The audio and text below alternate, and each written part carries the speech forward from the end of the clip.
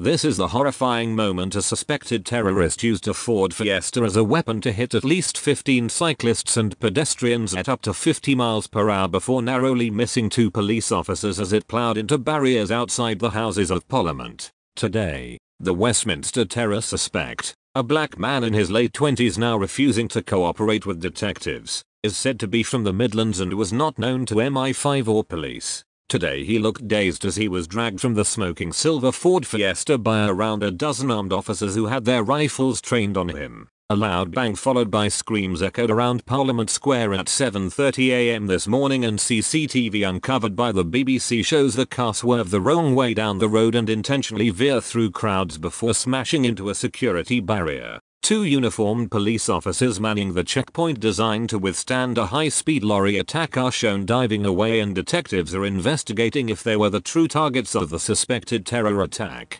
3 people were injured and 1 female cyclist is being treated for serious but not life-threatening injuries in hospital, which Mail Online understands is a broken hip. Jeffrey Woodman, 27, from Battersea, heard a loud screech and told Mail Online, the Ford Fiesta, cut out in front of us through the red light on the wrong side of the road. It swerved left and hit the lady 2 bikes to my left. Its windscreen hit her quite hard. 1 slight turn of the wheel and it would have taken me out. It was chaos. Scotland Yard said the crash is being treated as a terrorist incident, and Counter-Terror Chief Neil Basu said the suspect was not known to police or MI5. Mr. Basu also said that he appears to have been working alone and there is no intelligence at this time of further danger to Londoners following the Westminster car attack. He said, "It appears to be a deliberate act. We are treating it as a terrorist incident. The man is in his late 20s and he's been arrested on suspicion of terrorism offences and has been taken to a South London police station where he remains in custody. Our priority now is to formally establish the identity of the suspect and establish his motivation if we can.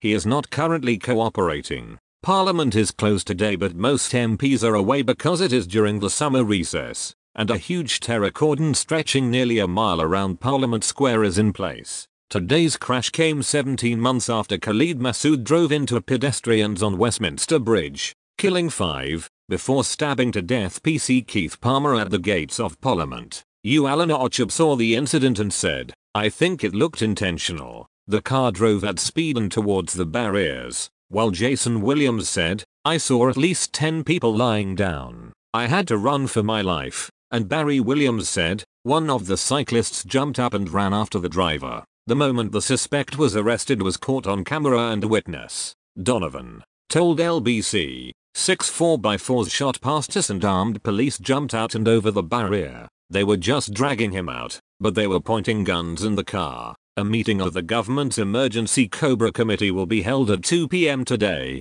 but it will be a meeting of officials, with no cabinet ministers expected to attend at the moment, Number 10 said. Prime Minister Theresa May is currently away in Switzerland on the second leg of her summer holiday, but she said her thoughts were with those injured in the Westminster car crash and thanked the emergency services for their immediate and courageous response. Home Secretary Sajid Javid said, "Huge thanks to our emergency services for their rapid reaction to incident in Westminster this morning. My thoughts are with those injured." Labour leader Jeremy Corbyn tweeted, "My thoughts are with those hurt and injured outside Parliament this morning in what is being treated as a terrorist incident. Our thanks go to our emergency services who responded immediately. Their bravery keeps us safe day in, day out." On arrival at Parliament, Boris Johnson said, "If it is indeed confirmed to be a terror incident, then it's very sad and very troubling indeed. Hopefully people will be able to go about their normal days as soon as possible." More than 200 officers have been sent to Westminster who moved members of the public away from the area in every direction.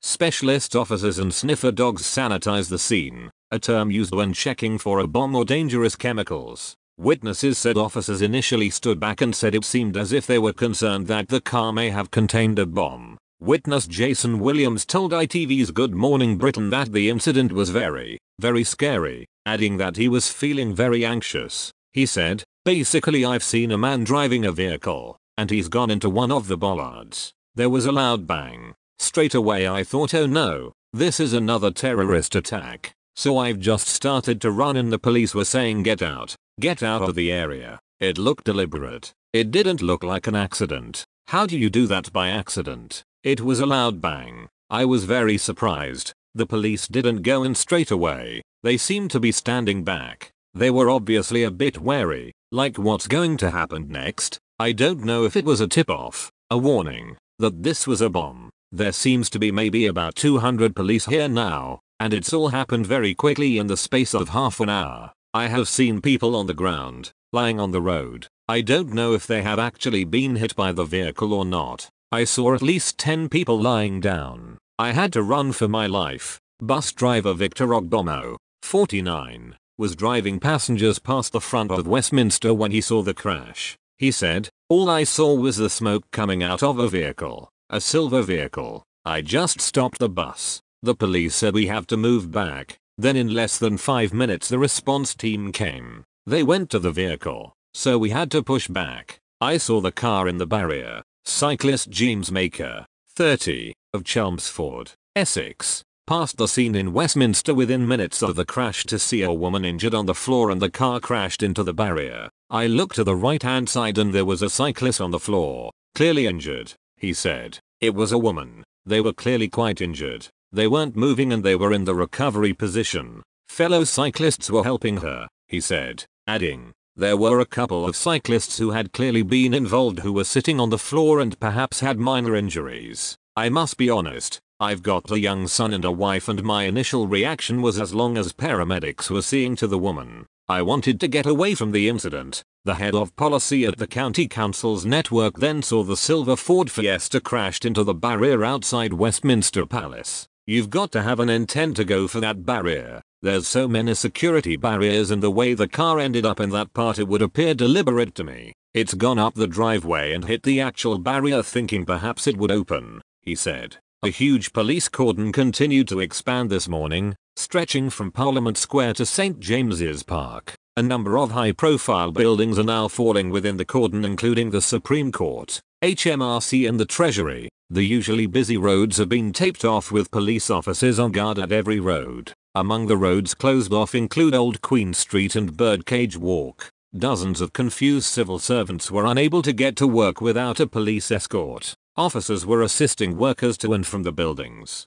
Westminster Bridge and Tube Station were both closed and the length of Whitehall is completely shut off to traffic, with the cordon extended up to where the road meets Trafalgar Square. A police officer said, "It is such a big cordon, it's chaos at the moment, but the public's safety is of course paramount." Police evacuated dozens of people and cars from St James's Park as they extend their cordon around a vehicle which crashed earlier today. The driver of a van asked a policeman at the scene if it was a terror attack. The officer replied, "It's looking that way." British Transport Police, BTP, said it would be putting extra officers on patrols in England, Scotland and Wales on Tuesday afternoon and into the evening following the Westminster terror attack. Superintendent Chris Horton from BTP said, "We know incidents such as this are likely to cause concern, so our officers will be highly visible both on board trains and at stations. We are there to reassure the traveling public, so please don't be alarmed if you see our officers,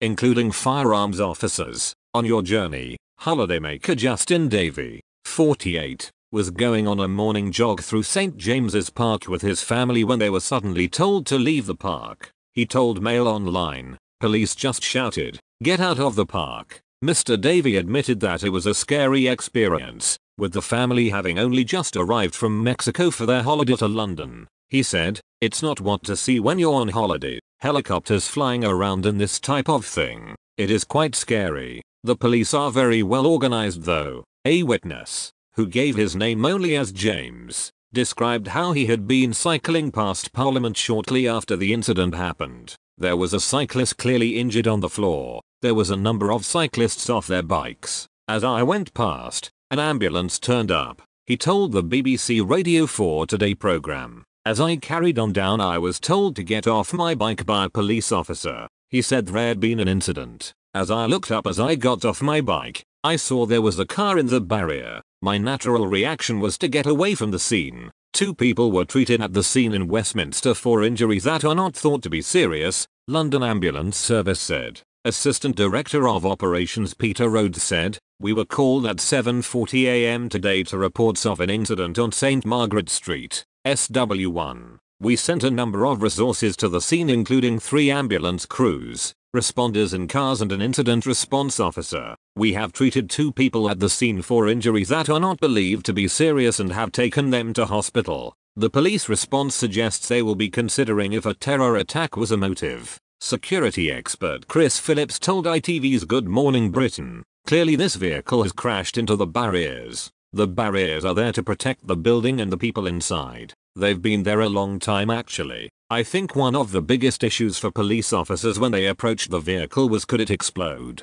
So the fact that the officers have gotten there, got the man out and are dealing with it is a really good sign. This could well be some form of an attack that's not quite worked properly for the attacker. The whole point of those barriers is they are to stop and slow down any vehicles getting close to the building and people inside. So if you tried to crash through those barriers, it just wouldn't work. They're strong enough to stop a vehicle at 50 miles per hour. So the fact that the officers are taking it very seriously obviously means that they've got some concerns. And of course they also now want to search the vehicle to make sure there's nothing inside that could cause anyone damage. The cordon has been extended past the cenotaph on Whitehall, a 5-minute walk from the scene at Old Palace Yard.